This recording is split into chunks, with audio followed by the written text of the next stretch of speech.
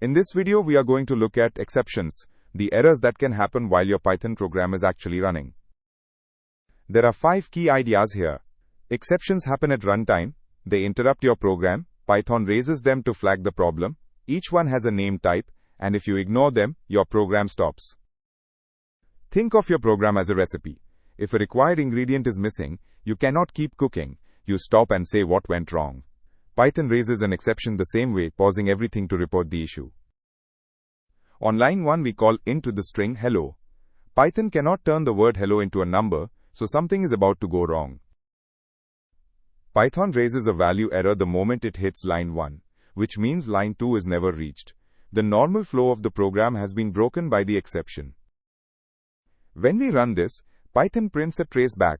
It tells us exactly which file, which line, and what type of exception occurred. Here, it is a value error. An unhandled exception crashes your program and shows a raw traceback.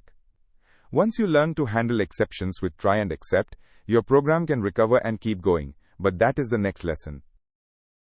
To wrap up, exceptions are runtime errors that stop your program.